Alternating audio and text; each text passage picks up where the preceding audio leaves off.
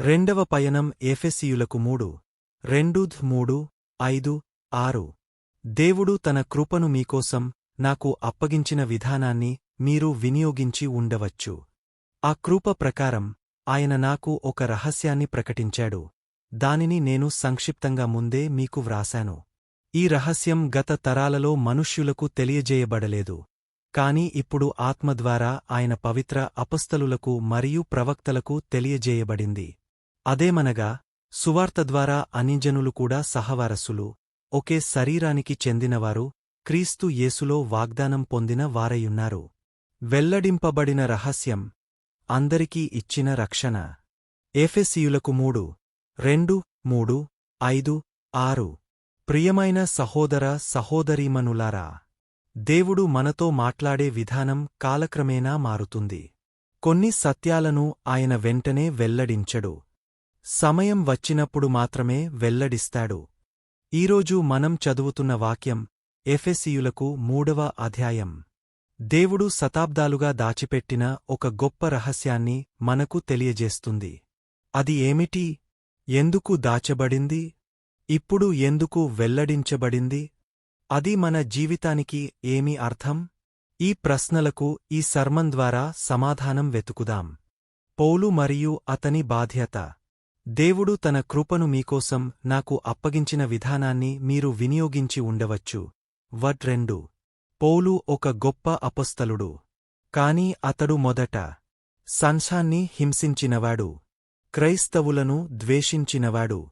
అయినా దేవుడు అతనిని ఎంచుకున్నాడు. ఇది మనకు చెప్పే సత్యం. మన గతం దేవుని పిలుపుకు అడ్డంకి కాదు. పౌలు అంటున్నాడు, దేవుడు తన కృపను నాకు అప్పగించాడు. కృప అంటే అర్హత లేకపోయినా ఇచ్చేది, సంపాదించలేనిది, దేవుని బహుమానం. ఆత్మపరిశీలన. నేను దేవుని కృపను గుర్తిస్తున్నానా? ఒక రహస్యం. ఏమిటది? ఆయన నాకు ఒక రహస్యాన్ని ప్రకటించాడు. రహస్యం అంటే దాచబడిన సత్యం. మనిషి తన బుద్ధితో తెలుసుకోలేనిది. బైబిల్లో రహస్యం అంటే ఇప్పటివరకు దాచబడింది, ఇప్పుడు దేవుడు వెల్లడి చేసినది. ఇది మంత్రం కాదు, గుప్తవిద్య కాదు, దేవుని ప్రణాళిక. సత్యం. దేవుని రక్షణ ప్రణాళిక ఎప్పటికీ యాదృచ్ఛికం కాదు. గత తరాలకు తెలియని సత్యం. ఈ రహస్యం గత తరాలలో మనుష్యులకు తెలియజేయబడలేదు. పాత నిబంధనలో ఇశ్రాయేలు దేవుని ఎన్నుకున్న ప్రజలు. ధర్మశాస్త్రం వారికే, ఆలయం వారికే. అన్యజనులు, దూరంగా ఉన్నవారు, ఆశ లేనివారు. కాని దేవుని హృదయంలో అప్పుడే ఒక పెద్ద ప్రణాళిక ఉంది. రెండవ పయనం ఎఫెసీయులకు 2:3-5-6 దేవుడు తన కృపను మీకోసం నాకు అప్పగించిన విధానాన్ని మీరు వినియోగించి ఉండవచ్చు. ఆ కృప ప్రకారం ఆయన నాకు ఒక రహస్యాన్ని ప్రకటించాడు. దానిని నేను సంక్షిప్తంగా ముందే మీకు వ్రాశాను. ఈ రహస్యం గత తరాలలో మనుష్యులకు తెలియజేయబడలేదు. కాని ఇప్పుడు ఆత్మ ద్వారా ఆయన పవిత్ర అపొస్తలులకు మరియు ప్రవక్తలకు తెలియజేయబడింది. అదేమనగా, సువార్త ద్వారా అన్యజనులు కూడా సహవారసులు, ఒకే శరీరానికి చెందినవారు, క్రీస్తు యేసులో వాగ్దానం పొందిన వారయున్నారు. వెల్లడింపబడిన రహస్యం, అందరికీ ఇచ్చిన రక్షణ. ఎఫెసీయులకు 2:3-5-6 ప్రియమైన సహోదర సహోదరీమణులారా, దేవుడు మనతో మాట్లాడే విధానం కాలక్రమేణా మారుతుంది. కొన్ని సత్యాలను ఆయన వెంటనే వెల్లడించడు. సమయం వచ్చినప్పుడు మాత్రమే వెల్లడిస్తాడు. ఈరోజు మనం చదువుతున్న వాక్యం ఎఫెసీయులకు 3వ అధ్యాయం. దేవుడు శతాబ్దాలుగా దాచిపెట్టిన ఒక గొప్ప రహస్యాన్ని మనకు తెలియజేస్తుంది. అది ఏమిటి? ఎందుకు దాచబడింది? ఇప్పుడు ఎందుకు వెల్లడించబడింది? అది మన జీవితానికి ఏమి అర్థం? ఈ ప్రశ్నలకు ఈ సర్మన్ ద్వారా సమాధానం వెతుకుదాం. పౌలు మరియు అతని బాధ్యత. దేవుడు తన కృపను మీకోసం నాకు అప్పగించిన విధానాన్ని మీరు వినియోగించి ఉండవచ్చు. 2 పౌలు ఒక గొప్ప అపొస్తలుడు.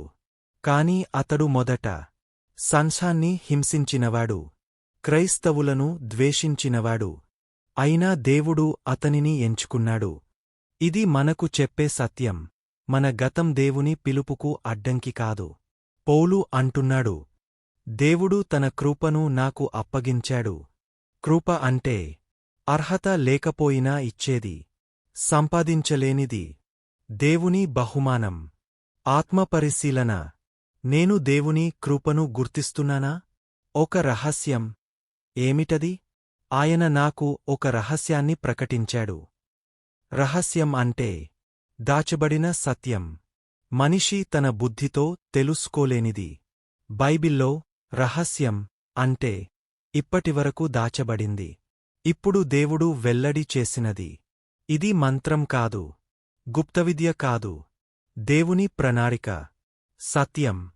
దేవుని రక్షణ ప్రణాళిక ఎప్పటికీ యాదృచ్ఛికం కాదు. గత తరాలకు తెలియని సత్యం.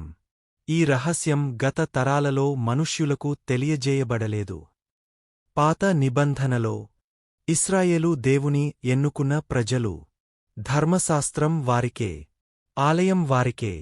అనింజనులు, దూరంగా ఉన్నవారు, ఆశ లేనివారు. కాని దేవుని హృదయంలో అప్పుడే ఒక పెద్ద ప్రణాళిక ఉంది.